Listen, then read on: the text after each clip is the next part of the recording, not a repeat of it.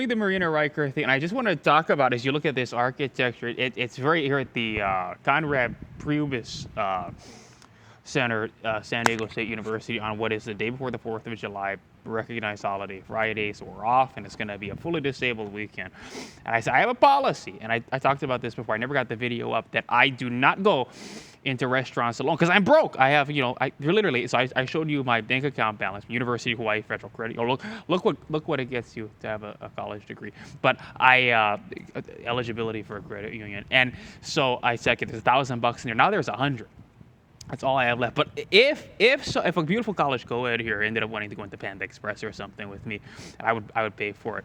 But if not, then we're gonna go to Father Joe's Villages and we're gonna get free meals. And you go. It turns out you can go into the line for seconds.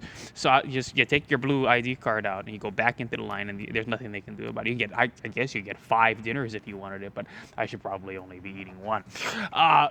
So the reason I was mentioning the architecture here is because Catholicism, that in actuality this may be a Vatican secret, and this may be a closely guarded Vatican secret, as it turns out, that I've uncovered, which is, okay, so I guess it's communion, right? It's communion you're not supposed to do because they have their own, you can't just go into a Catholic church and take communion. It's a whole different thing.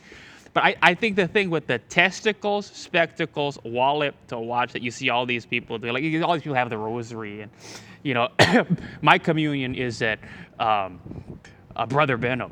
So, but okay, so whatever, and that is actually a test of IQ. I don't know.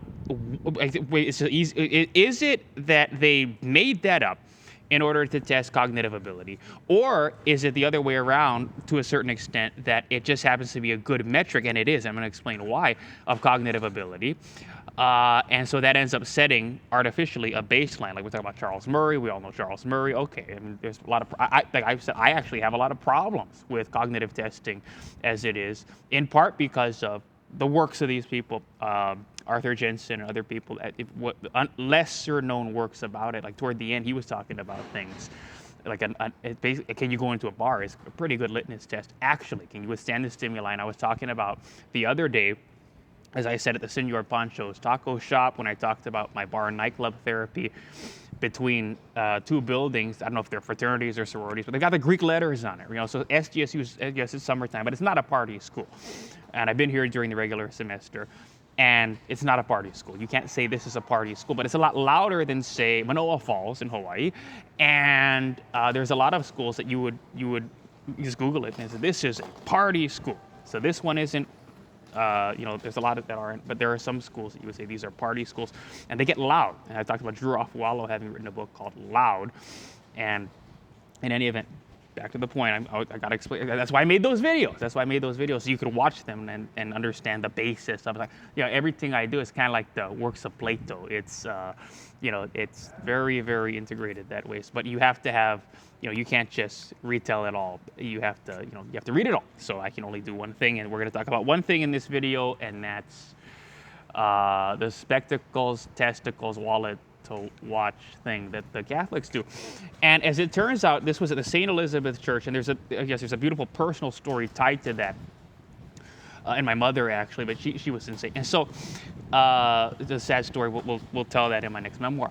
But so it was a lunch they had. Every Friday they had a lunch. It was actually more of like a dinner. So I was homeless. I was going into the St. Elizabeth Catholic Church there in the Aiea area, not far from this very interesting, you can see it from the skyline, real cemetery.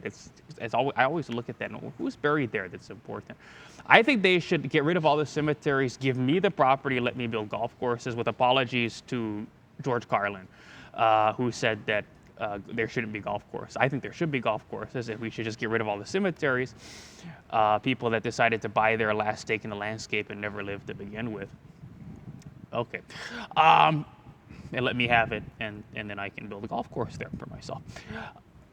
But that said, back to the main point, which is they had these, like stuff. They're the Catholics. They're all like Molly Shannon. Catholics are they're like Molly Shannon in Jesus Christ Superstar. Saturday Night Live. They're like that. They move very quickly. Actually, they're very fast, feisty girls. And the assistants, and it's just such a sad thing. You become a nun because, I guess, you're ugly. I don't know. But they had, so they had brought in this nun and this priest, and the priest, of course, looks gay, and the nun is like back where she was from. She looked a little bit like Indian, but maybe Asian for whatever reason, like the Desmond Tutu, not the Desmond Tutu thing. What was it? Nelson Mandela thing was the difference, but the difference was something we couldn't tell, but they could tell.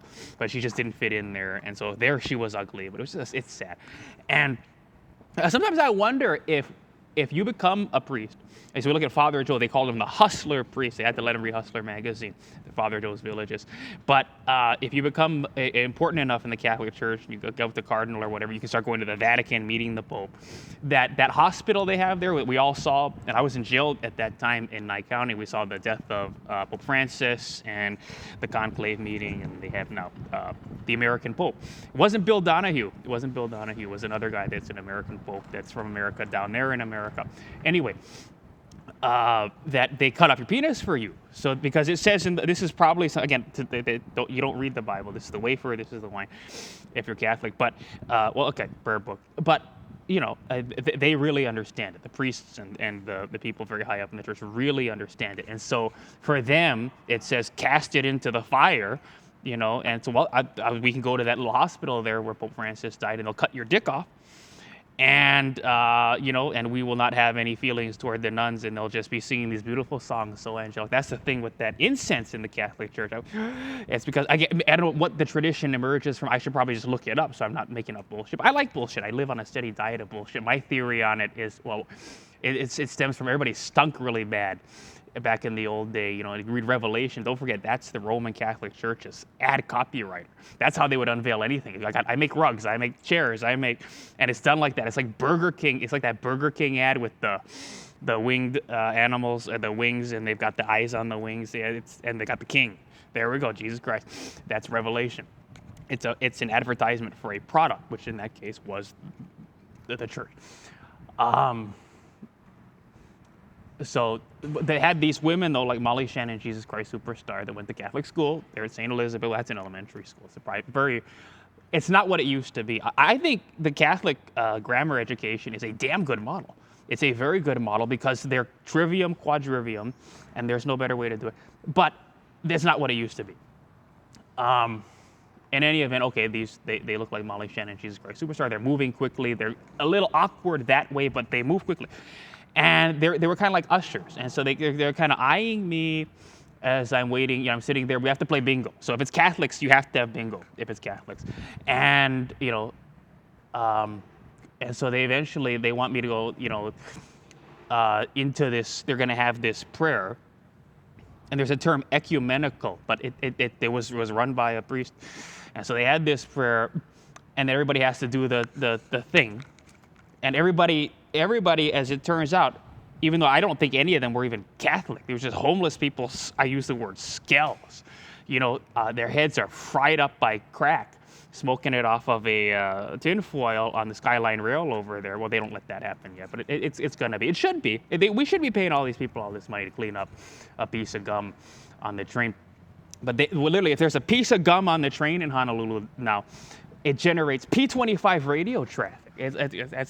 People, the legit military people come in, and they will never forget. And they're going to be someday in Louisiana or someday that are stationed at Pearl Harbor or Hickam Air Force Base, and they ride that train. And they're going to be telling their grandkids one day in decades, Honolulu is a place, Hawaii is a place unlike any other. They roll out all the stops to where if there's a piece of gum on the Metro Transit train, suddenly there's a multi-agency P25 radio traffic interagency response involving the police department, fire department, and privately contracted cleaners in personal protective equipment that includes a vest. Because you better watch out for these people.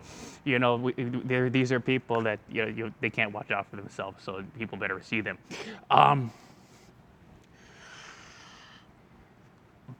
But that thing that it turns out, this has a little bit to do with hand-eye coordination, peripheral vision, right? So the thing with going into a nightclub, being able to assimilate into, as a community in general, especially when it was Holy Roman Empire, they're going to go in and they're going to, what's it called, conquistador, and they're going to take over. So that may have been a kind of test. If on the first time you're able to synchronize yourself doing that and not have to verbalize in your head testicles. What, is the wallet on the right side? I always put my wallet on the left side, but some people put it on the right side. So I don't know. I don't. There's so much I don't know. But if you don't have to verbalize it in your head and you're just kind of able to synchronize your movements with that crucifix thing to what everybody else is doing out of the corner of your eye, that does serve as a cognitive test, and it may be one of the Vatican's best kept secrets.